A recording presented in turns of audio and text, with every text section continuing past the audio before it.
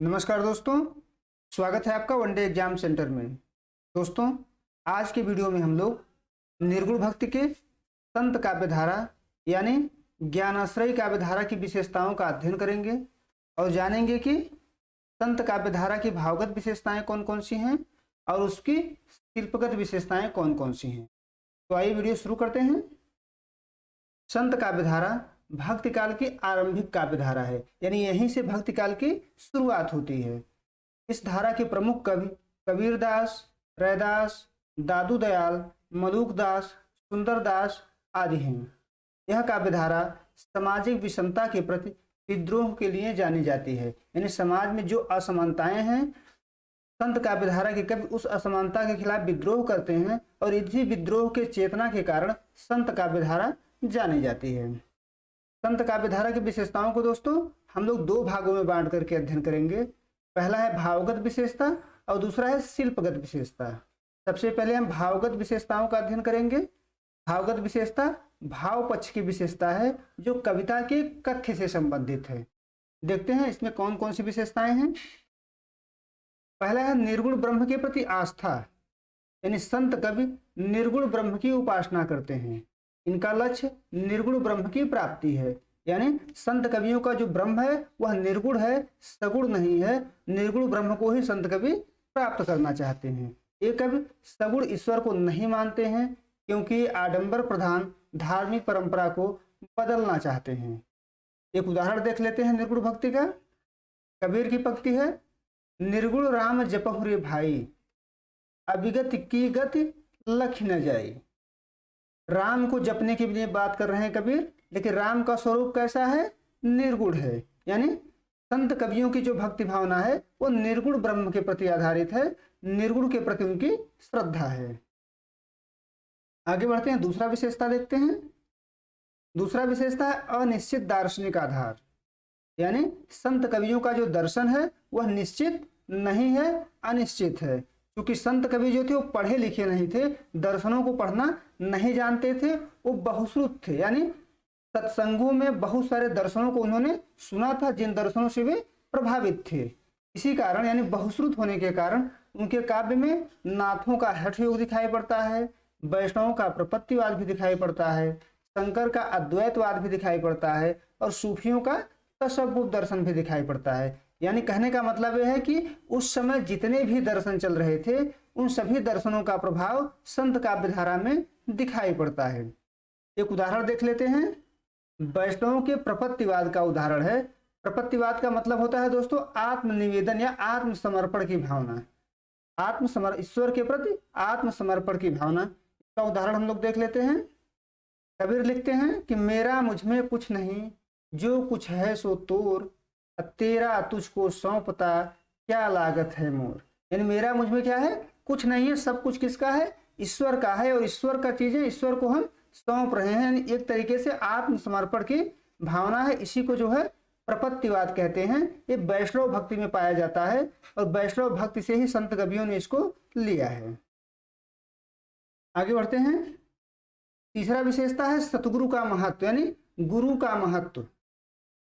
संत काव्य में निर्गुण ब्रह्म की प्राप्ति के लिए गुरु का होना अनिवार्य है, यानी बिना गुरु के संत कविता में मुक्ति प्राप्त करना संभव नहीं है। गुरु ही ईश्वर का मार्ग बताता है। दोस्तों, भक्ति मार्ग के भक्ति साहित्य में जितने भी मार्ग हैं, चाहे राम भक्ति काव्यधारा हो, कृष्ण भक्ति काव्यधारा हो, सूफी काव्यधारा हो, सब में गुरु का महत्व है। लेकिन निर्गुण भक्ति परंपरा में गुरु का महत्व सर्वाधिक है। कबीर ने गुरु का महत्व बताते हुए लिखा है, गुरु गोविंद दो खड़े, काके लागू पाए, बलिहारी गुरु आपने, जिन गोविंद दियो मिलाए। यानी ईश्वर से बड़ा गुरु को मानते हैं कौन? कबीर। यानी संत काव्यधारा में जो गुरु का महत्व है वह ईश्वर से ज्यादा है, क्योंकि गुरु ही है जो ईश्वर का मार्ग बताता है, ईश्वर तक हमें पहुंचाता है। चौथा विशेषता है शास्त्र का विरोध, यानी संत कवि जो हैं वो शास्त्रों का विरोध करते हैं। संत कवि शास्त्रों को शोषण का कारण मानते हैं। उनकी दृष्टि में शास्त्र ही शोषण को मान्यता प्रदान करते हैं। यानी समाज में जो असमानता है, समाज में जो शोषण का स्वरूप है, शास्त्र के द्वारा ही है, शास्त्र ही उसको वैधता प्रदान करते हैं। इसीलिए वह शोषण जो है एग्जिस्ट करते हैं, इसलिए संत कवि शास्त्रों का विरोध करते हैं। उन्हें शोषण का कोई रूप स्वीकार्य नहीं है। संत कवियों को शोषण का कोई भी रूप स्वीकार्य नहीं है, इसी कारण वे शास्त्रों का विरोध करते हैं। कबीर ने लिखा है कि पोथी पढ़ी पढ़ी जग मुआ, पंडित भया न कोय, ढाई आखर प्रेम का, पढ़े सो पंडित होए। यानी पोथी पढ़ी पढ़ी जग मुआ, एक तरीके से शास्त्र जो लिखे गए हैं उसका विरोध कर रहे हैं। कहें इससे पढ़ने से कोई पंडित नहीं हुआ है, कोई विद्वान नहीं हुआ है, केवल प्रेम के 2.5 अक्षर पढ़ लेने से ही लोग पंडित हो जाते हैं। आगे बढ़ते हैं। 5वां विशेषता है धार्मिक आडंबरों का विरोध। यानी संत कवि जो हैं वो धार्मिक आडंबरों का विरोध करते हैं। धार्मिक आडंबरों पर उन्होंने प्रहार किया है और प्रहार करने के लिए वो पंडितों और मौलियों को फटकारते हैं। मौलवियों को व्यंग करने के माध्यम से फटकारते हुए कबीर ने लिखा है, यानी मौलवियों के ऊपर उन्होंने व्यंग किया है कि काकर पाथर जोरी के, मस्जिद लई बनाए, अत्ता चढ़ी मुल्ला बाग दे, क्या बहरा हुआ खुदाए। यानी एक तरीके से मौलवियों पर व्यंग करते हैं कि जो नमाज पढ़ी जाती है इतनी तेज तेज आवाज दे करके, क्या खुदा बहरा हो गया है जो नहीं सुन रहा है। एक तरीके से व्यंग किया है उन्होंने। इसी प्रकार संत कवियों ने हिंदू पंडितों तथा मूर्ति पूजा, तीर्थ व्रत आदि का भी विरोध किया है, उस पर भी व्यंग करते हैं। और व्यंग करते हुए कबीर ने लिखा है कि पाहन पूजे हरि मिले, तो मैं पूजू पहाड़, ताते तो चाकी भली, पीस खाए संसार। यानी अगर पत्थर पूजने से हरि मिल जाते हैं, ईश्वर मिल जाते हैं, तो मैं पहाड़ पूज सकता हूं, केवल छोटा सा पत्थर नहीं। फिर आगे कहते हैं कि ताते तो चाकी भली, यानी उस पत्थर की मूर्ति से तो चाकी भली है जिसे पीस करके संसार खाता है, यानी पेट भरता है। एक तरीके से मूर्ति पूजा का इसके माध्यम से उन्होंने विरोध किया है। अगला यानी 6ठा विशेषता है सामाजिक असमानता का विरोध। यानी उस समय समाज में जो असमानताएं थी, संत कवि उस असमानता का विरोध करते हैं। और इसका सबसे प्रमुख कारण है कि अधिकांश जो संत कवि थे वो समाज के निम्न वर्ग से संबंधित थे। वो असमानता के दंश को जानते थे, उसके कष्ट को जानते थे, उसके दुख को उन्होंने भोगा था। यही कारण है कि वे वर्ण व्यवस्था और जातिवाद का तीव्र विरोध करते हैं। यानी संत कवि न तो वर्ण व्यवस्था को मानते हैं और न तो जाति व्यवस्था को मानते हैं, इन दोनों का वे विरोध करते हैं। उदाहरण है जाति पाति पूछे नहीं कोई, हरि के भजे तो हरि का होए। यानी जाति पाति कोई नहीं पूछने वाला है, जो ईश्वर के शरण में चला जाता है वह ईश्वर का हो जाता है। यानी एक तरीके से जातिवाद का इसमें खंडन किया गया है। अगला विशेषता है सांप्रदायिकता का विरोध।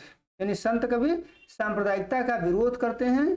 जिस समय संत कविता लिखी जा रही थी उस समय हिंदू मुस्लिम का काल था, इस्लाम का आक्रमण बड़े व्यापक पैमाने पर हुआ था, तो हिंदू मुसलमानों के बीच खाई निर्मित हो गई थी, जिससे उनके मध्य सांप्रदायिकता चरम पर पहुंच गई थी। बहुत ज्यादा सांप्रदायिकता बढ़ गई थी, दोनों धर्मों के मध्य अविश्वास का माहौल हो गया था। संत कवियों ने क्या किया, इस अविश्वास को दूर करने के लिए प्रयास किया ताकि दोनों शांतिपूर्ण सह अस्तित्व ढंग से रह सकें। कबीर ने लिखा है कि अरे इन दोन राह न पाई, हिंदुन की हिंदुआई देखी, तुर्कन की तुर्काई। यानी ये जो दोनों धर्म को मानने वाले लोग हैं, हिंदू और मुस्लिम, अभी तक कोई रास्ता नहीं पाए हैं, अभी तक आपस में लड़ रहे हैं और यह लड़ना जो है ठीक नहीं है। इनको शांतिपूर्ण सह अस्तित्व ढंग से रहना चाहिए। आगे बढ़ते हैं। अब हम लोग शिल्पगत विशेषता देखेंगे कि संत काव्यधारा की शिल्पगत विशेषताएं कौन कौन सी हैं, शिल्प से संबंधित उसकी विशेषताएं कौन कौन सी हैं। पहली विशेषता है इसमें भाषा। संत कवियों की भाषा में विभिन्न बोलियों का प्रवाह है। यानी इनकी भाषा में कई जगह के बोलियों का शब्द पाया जाता है। इसका प्रमुख कारण यह है कि संत कवि जो थे वो जगह जगह जा करके सत्संग किया करते थे और सत्संग के माध्यम से विभिन्न जगह की बोलियों को सुना करते थे। जिन बोलियों को उन्होंने सुना है सत्संग के माध्यम से वो उनकी कविता में भी आई हैं। इसी कारण उनकी कविता में विभिन्न बोलियों का प्रवाह नजर आता है। इनकी भाषा अभिजात्य वर्ग की भाषा न होकर लोक भाषा है, यानी आम जनमानस की भाषा है। इनकी भाषा अभिजात्य वर्ग की भाषा नहीं है, जिसमें विभिन्न संस्कृतियों का मिश्रण है। क्योंकि यह बोलियां कई प्रदेशों की हैं, इसके कारण इनकी भाषा में कई संस्कृतियों का मिश्रण दिखाई पड़ता है। कबीर जो है संस्कृत का विरोध करते हुए लिखते हैं कि संस्कृत है कूप जल, भाखा बहता नीर। यानी संस्कृत जो है कुएं में पड़े हुए जल के समान है। हम सभी जानते हैं कि जो जल कुएं में होता है वह स्थिर होता है, और जो जल स्थिर हो जाता है वो सड़ जाता है। लेकिन भाखा क्या है, लोक भाषा क्या है, बहता नीर है, यानी बहता हुआ पानी है। और बहता हुआ पानी कभी खराब नहीं होता है, नष्ट नहीं होता है। यानी कबीर इसके माध्यम से लोक भाषा का समर्थन करते हैं, संस्कृत का समर्थन यानी अभिजात्य वर्ग की भाषा का समर्थन उन्होंने नहीं किया है। शिल्प पक्ष की दूसरा विशेषता है उलटवासी, यानी संत कवियों ने उलटवासी का प्रयोग किया है। उलटवासी जो है दोस्तों एक प्रतीक व्यवस्था है जो संत काव्य में हठ योग के प्रभाव के कारण आया है।